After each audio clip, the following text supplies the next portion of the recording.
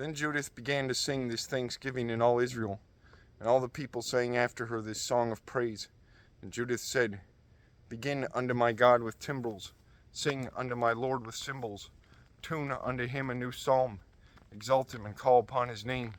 For God breaketh the battles, for among the camps in the midst of the people, he hath delivered me out of the hands of them that persecuted me. Ashur came out of the mountains from the north, he came with 10,000s of army. The multitude whereof stopped the torrents, and their horsemen have covered the hills. He bragged that he would burn up my borders, and kill my young men with the sword, and dash the suckling children against the ground, and make mine infants as a prey, and my virgins as a spoil. But the Almighty Lord hath disappointed them by the hand of a woman. For the mighty one did not fall by the young men, neither did the sons of the Titans smite him, nor high giants set upon him. But Judith, the daughter of Merari, weakened him with the beauty of her countenance, for she put off the garment of her widowhood for the exaltation of those that were oppressed in Israel, and anointed her face with ointment, and bound her hair in a tire, and took a linen garment to deceive him. Her sandals ravished his eyes, her beauty took his mind prisoner, and the falchion passed through his neck.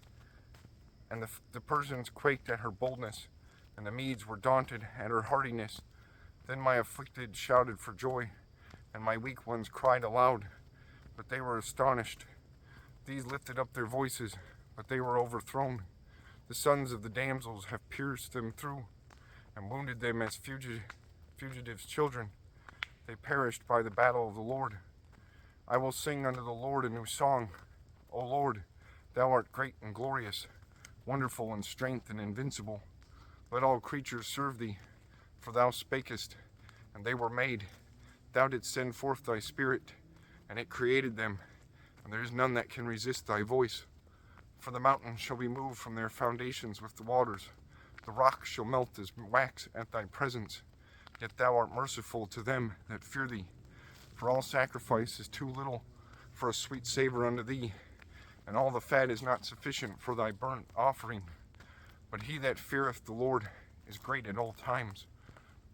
Woe to the nations that rise up against my kindred.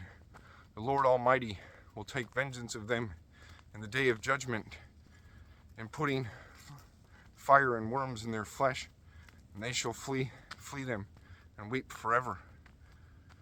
Now as soon as they entered into Jerusalem, they worshipped the Lord, and as soon as the people were purified, they offered their burnt offerings, and their free offerings, and their gifts.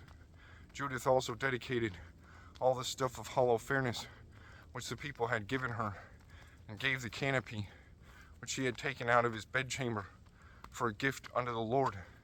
So the people continued feasting in Jerusalem before the sanctuary for the space of 3 months, and Judith remained with them. After this time, everyone returned to his own inheritance, and Judith went to Bethulia, and remained in her own possession, and was in her time honorable in all the country. And many desired her, but none knew her all the days of her life. After that Manasseh her husband was dead, and was gathered to his people. But she increased more and more in honor, and waxed old in her husband's house, being 105 years old, and made her maid free. So she died in Bethulia, and they buried her in the cave of her husband Manasseh. And the house of Israel lamented her 7 days, and before she died, she did distribute her goods to all them that were nearest of kindred to Manasseh her husband, and to them that were nearest of her kindred. And there was none that made the children of Israel any more afraid in the days of Judith, nor a long time after her death.